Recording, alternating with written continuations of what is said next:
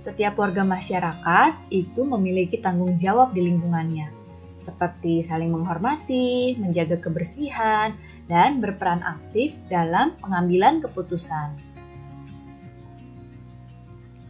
Nah, di hadapan kalian ada gambar pengambilan keputusan bersama.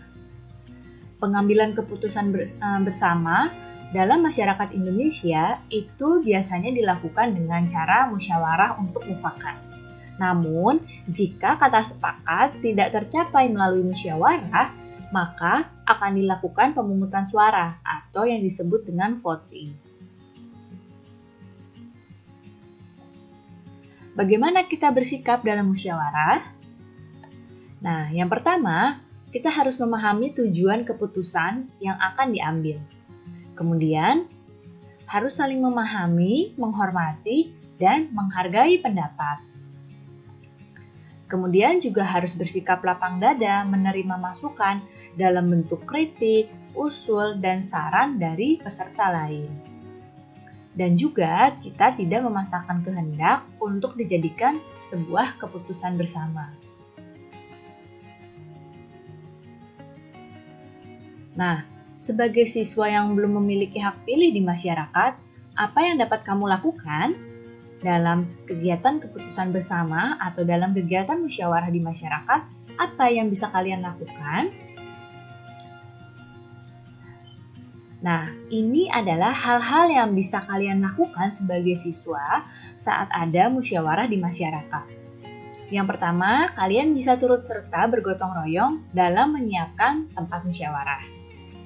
Kemudian, kalian dapat mengamati jalannya pengambilan keputusan dan membantu menyiapkan makanan dan minuman dalam kegiatan musyawarah. Di tempat tinggal Dayu, baru saja diadakan pemilihan ketua RW. Masyarakat sangat bersuka cita atas terpilihnya ketua RW yang baru. Nah, pemilihan ketua RW termasuk salah satu bentuk musyawarah yang ada di lingkungan masyarakat. Nah, sekarang, tahukah kamu bagaimana tata cara pemilihan ketua RW? Simak baik-baik. Berikut tata cara pemilihan ketua RW. Yang pertama adalah pembentukan panitia pemilihan ketua RW. Jadi, kepengurusan panitia harus disetujui oleh kepala desa setempat. Kemudian, setelah pembentukan panitia, diadakan pendaftaran calon ketua RW kepada panitia dan juga penetapan calon ketua RW. Jadi, calon ketua RW harus mendaftarkan diri dan akan diseleksi oleh panitia. Kemudian, penyelenggaraan pemilihan ketua RW. Jadi, setelah pendaftaran calon ketua RW dan penetapan calon ketua RW, barulah diadakan penyelenggaraan pemilihan ketua RW. Nah, pemilihan ketua RW ini dipilih oleh masyarakat dan pemilihan tersebut harus berasaskan luber jurdil, yaitu langsung, umum, bebas, rahasia, jujur, dan adil. Dan yang berhak memilih adalah orang-orang yang sudah memiliki hak pilih. Nah, setelah pemilihan ketua RW, nanti akan dihitung hasilnya. Dan setelah terpilih ketua RW yang baru, akan diadakan pelantikan ketua RW yang baru. Jadi, ketua RW ini dilantik oleh kepala desa setempat. Jadi, seperti ini ya tata cara pemilihan ketua RW. Indonesia itu merupakan negara demokrasi. Jika ada permasalahan pada warga, maka dapat diselesaikan melalui pengambilan keputusan bersama.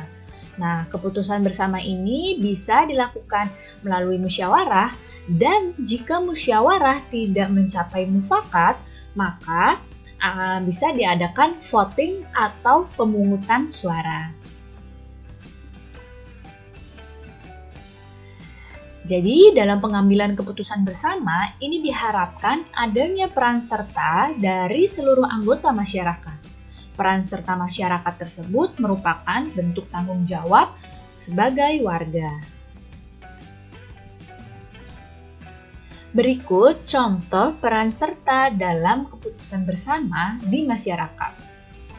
Yang pertama contohnya adalah mengikuti pemilihan ketua RT atau RW. Contoh berikutnya, mengamati jalannya pemilihan ketua RT atau ketua RW.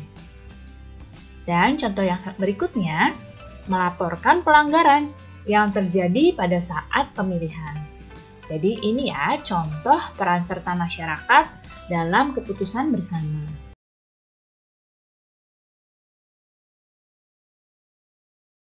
Nah, jadi hari ini Dayu mengajak teman-temannya untuk wawancara. Jadi, Dayu, Edo, dan Lina sepakat untuk berangkat bersama. Mereka juga sepakat bahwa Dayu dan Edo akan menghampiri Lina terlebih dahulu, kemudian berangkat lalu menuju ke tempat narasumber wawancara. Nah, kira-kira siapa ya yang mereka wawancarai? Nah, ternyata mereka mewawancarai Pak Damar, seorang pengusaha sandal refleksi untuk melancarkan peredaran darah. Sandal refleksi buatan Pak Damar terbuat dari kayu yang berkualitas yang diperoleh dari daerah sekitar tempat tinggalnya. Pak Damar selalu menyarankan kepada pemasok kayu untuk melakukan reboisasi setelah penebangan. Tenaga kerja di pabrik Pak Damar juga berasal dari warga di sekitar tempat tinggalnya.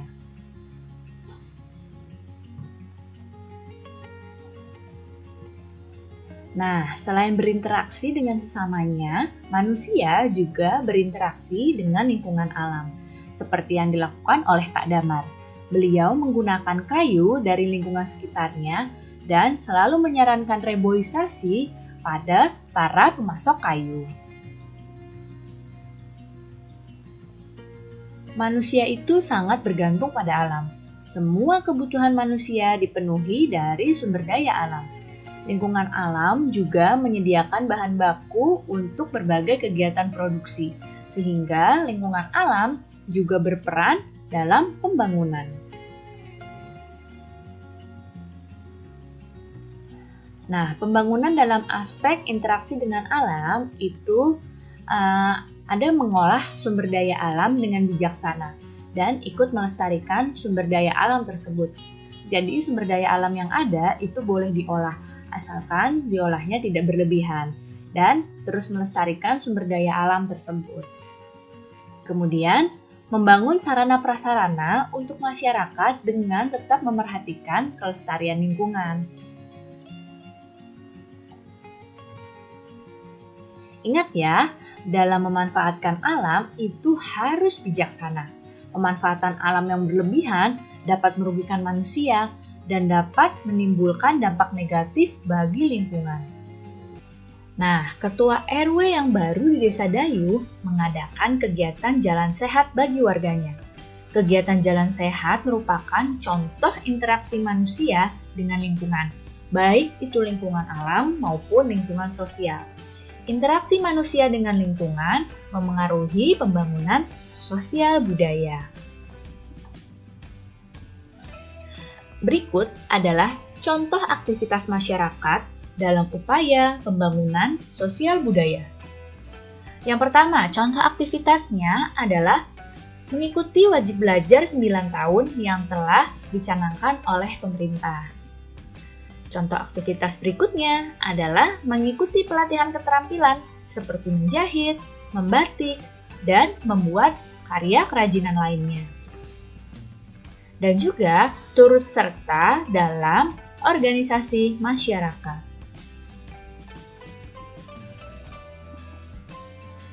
Berikut adalah sikap yang dikembangkan melalui interaksi dengan lingkungan sosial. Jadi ada sikap-sikap yang bisa dikembangkan ya dengan interaksi dengan lingkungan sosial. Sikap yang pertama dalam interaksi sosial, kita dapat mengembangkan toleransi terhadap berbagai perbedaan yang ada di masyarakat. Indonesia ini kan sangat beragam ya. Nah, dengan berinteraksi sosial, kita dapat mengembangkan sikap toleransi yang ada di dalam diri kita. Kemudian, ikut merasakan apa yang dirasakan oleh orang lain. Contoh sikap berikutnya ini yang dapat dikembangkan adalah kita dapat menghargai perasaan orang lain. Dan juga kita dapat mengembangkan sikap peduli dalam kondisi yang terjadi di masyarakat. Jadi kita tidak cuek dengan lingkungan masyarakat dan dapat mengembangkan sikap kepedulian kita terhadap masyarakat. Nah, dalam melakukan interaksi sosial, sebaiknya kamu memilih lingkungan sosial yang baik. Kenapa harus memilih lingkungan sosial yang baik? Karena lingkungan yang baik akan menjadikan dirimu pribadi yang baik pula.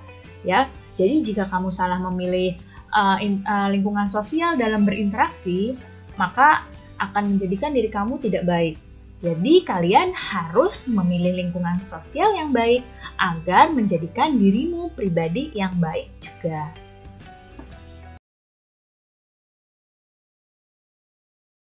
Sekarang Dayu akan membacakan sebuah pantun. Jalan-jalan membeli selasih, dibuat es adu segarnya. Ketua RW telah terpilih, semoga hidup damai sentosa. Nah, pantun itu dapat digunakan dalam kehidupan sehari-hari. Apa saja penggunaan pantun dalam kehidupan sehari-hari? Yang pertama, pantun ini dapat digunakan untuk mengungkapkan kegembiraan.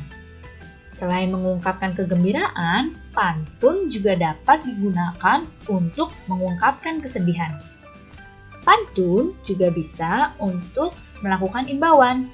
Dan juga pantun bisa digunakan untuk melakukan ajakan. Nah, sebagai pengingat, pantun itu punya ciri-ciri tertentu ya. Ya, jadi seperti memiliki 8-12 suku kata, kemudian pantun juga bersajak A, B, A, B.